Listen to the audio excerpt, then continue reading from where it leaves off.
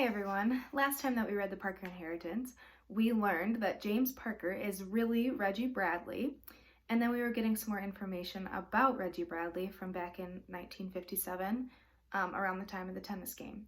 So that's why I'm going to start up again. When Reggie saw a car behind the high horse later that night, he foolishly thought that maybe it was Coach Douglas, coming to check on the boy's battered ego. Instead, 3 men in masks jumped out of the vehicles. The largest man wielded a knife. The other 2 carried baseball bats. Reggie took off running down a maze of alleys, his feet stumbling in the darkness. He paused every few feet to check a door, hoping to find one on lock. Finally, he hid behind a row of garbage bins and held his breath. Seconds later, 2 sets of footsteps rushed by. Kneeling lower, Reggie felt around on the ground, looking for anything he could use as a weapon. Taking a chance, he stood up and opened one of the garbage lids. Inside the bin, sitting on the top of the trash, was a broken mop handle. As he picked it up, he heard more footsteps. "Guys, I found him!" someone yelled. Reggie took off again, this time heading back to the bar. The owner kept a gun inside. Maybe he could find it. But before he could reach the back door, someone grabbed Reggie by the arm. It was the largest attacker, the one with the knife. He swiped at Reggie, tearing a gash in Reggie's side. The man was too big, with arms that were too long. Reggie waited for the man to swing again, but this time, instead of jumping backward to avoid contact, Reggie stepped forward, allowing the man's forearm, not the knife, to make contact with Reggie's side. Clamping down on his arm, Reggie pinned the man's hand to his side while stabbing the man in the face with the mop handle. The stick, with its jagged, sharp end, sank into the attacker's face, into his eye socket. The man screamed. He dropped his knife and pulled away from Reggie, flopping on the ground like a fish, gasping for air. The man continued to howl as he pressed his hands against his eye. While Reggie stood there, trying to decide what to do, the other 2 attackers approached him from behind. One hit him in the leg, while the other went for Reggie's shoulder. The boy fell over and covered his head as the men began to strike him again. Then a shotgun blast pierced the air. Reggie's attackers stumbled away from him. They grabbed the large one, still writhing on the ground, and escaped. A few seconds later, Coach Douglas was there, helping Reggie to his feet and dragging him to his car. Reggie's eyesight was blurry, and his chest hurt every time he tried to breathe, but he was alive. Coach Douglas took Reggie to Mr. Smith's house in the country. An hour later or so, a nurse showed up. She cleaned his wounds and stitched the gashes on his side and forehead. He had 2 broken ribs and a dislocated shoulder, plus a sprained wrist. "How you feeling, son?" Coach Douglas asked Reggie the next afternoon. Reggie winced as he sat up in the guest bed. "I've had better days. I'm sore all over, and my eyes are still a little blurry." "At least you've got both of them. Word is Marion Allen was rushed to the hospital last night with a right nasty facial injury. The doctors tried, but they couldn't save his eye." "So it was the Allens," he said. "I figured as much. I just wish I'd gotten Marion's other eye as well." His face grimaced as he rubbed his shoulder. "Did they attack the other fellows too?" "The boys are fine. We got them out of the city for now." Coach Douglas hesitated, then sat down beside Reggie. "But they got Big Dub. His injuries are a lot worse than yours. Broken jaw, missing teeth. Not sure how many blows he took to the head from those bats." "Is he at the hospital?" He shook his head. "We thought it best to go ahead and get him and his family out of town. They're in Maryland, staying with Leanne's sister." "For how long?" Reggie asked. The thought of being apart from Siobhan hurt worse than his body did. "Hard to say. Dub wants to come back, but I don't see that happening. The administration at Perkins found out about the exhibition game. I'm not sure he'll have a job waiting for him if he returns." "Shoot, I might not even have a job. Wallace High has already fired Tommy Turner." Coach Douglas rubbed his eyes. "Sad thing is, I bet Tommy would still have his job if they'd won." Reggie didn't care at all about the game right then. "What about Siobhan? Did they hurt her?" "She's fine," Coach Douglas said. "But son, you need to forget about her. Like I said, they're not coming back. It ain't safe for them here anymore. You neither. Not after what you did to Marion Allen." "Are you going to take me to Maryland too?" "No! Enough about Siobhan. I don't care how bad Dub was whipped, he's never going to accept you." Reggie didn't argue. The truth was the truth. He leaned back onto the headboard and let out a long, slow breath. He had done everything Coach Dub asked him to do, even down to intentionally losing points during the match. In Coach's eyes, all Reggie was good for was hitting the ball or running around a track. For a second, he wondered if things would be different if Coach Dub passed away from his injuries. Then he pushed that thought out of his head. He hated the man, but he didn't want him dead. But why can't Siobhan and Miss Leanne come back? The Allens are mad at me and her daddy, not them. Doesn't Siobhan want to finish up her senior year at Perkins? And Miss Leanne is so involved in the church. Coach Douglas looked up at the ceiling and mumbled something to himself, then leaned in close to Reggie and told him about the doll, its dark skin and red lipstick, and the words etched into it.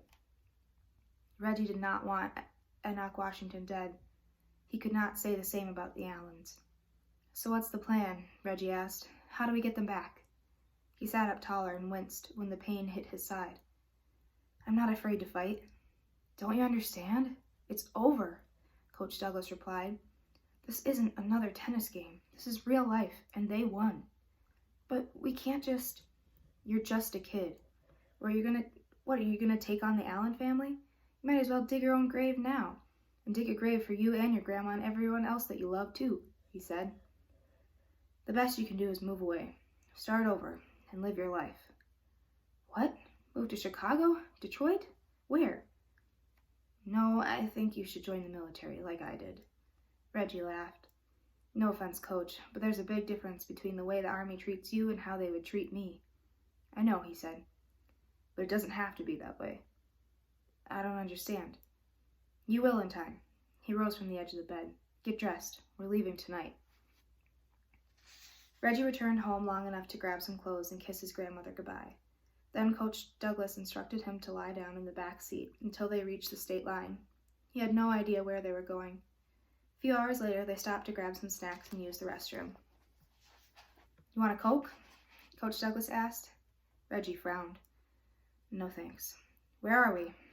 Georgia, hopefully. We'll make Mississippi by the morning. What's there?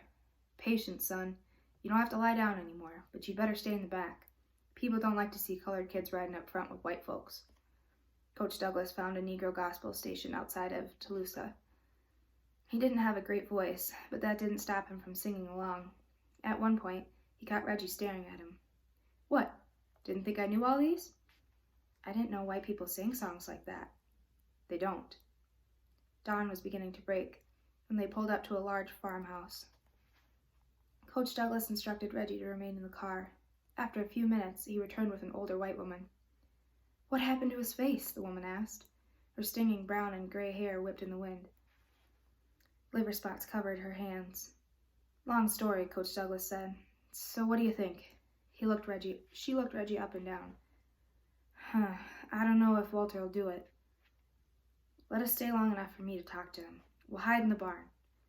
I don't know, Vern. A lot of people will be right surprised if they see you driving around here. Would cause issues for all of us. Even better reason for me to hide out for a while, he replied.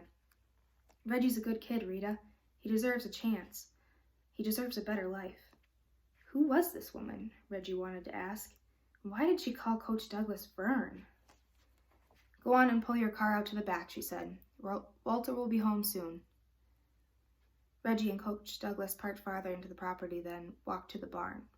The silence was thick enough to slice. Finally, after sitting on a bale of hay, Reggie asked, Now will you tell me what's going on? First, let's get a few things straight, Coach said. I'm about to tell you something that no one knows. Not Chip, not my wife. If you even think about breathing a word of this to anyone. A word of what? I will be 48 in 3 weeks, Coach Douglas continued. However, according to my birth certificate, I turned 45 in April. Long before I was Adam Douglas, I was a kid named Vernon Thompson. I'm 3/4 white, and the other quarter... Reggie slowly stood. You're colored? He nodded. I grew up around here, lived with my uncle. He liked to knock me around when he was drunk, which was all the time. But it wasn't like I had anywhere else to go. My mama died when I was a baby. My daddy didn't want anything to do with me, even though he lived right down the road. Only thing I lived for was working on this farm in the summer.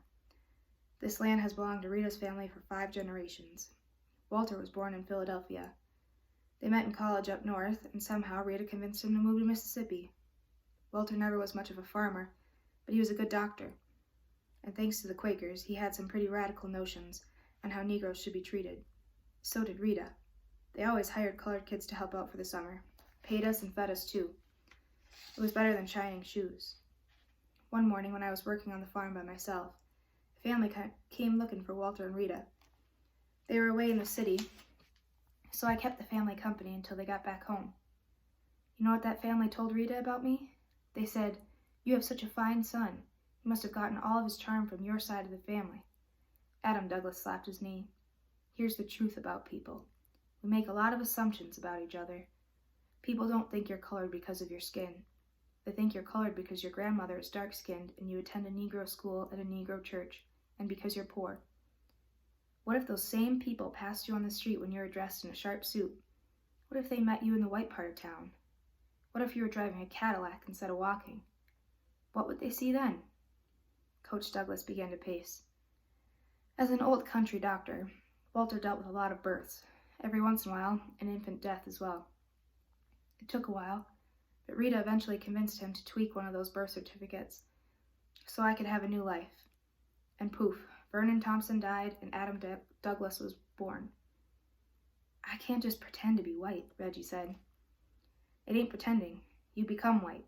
You don't fake being white in public and then turn back into a Negro when you're back at home. You have to commit all the way. But if you do, think of all the opportunities. I was able to join the military.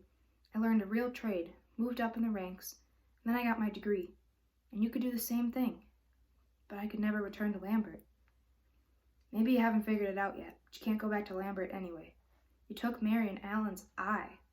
You think he's just going to forget that? And why go back in the first place? In Lambert, you'll always be poor and pitiful." "What about my grandma?"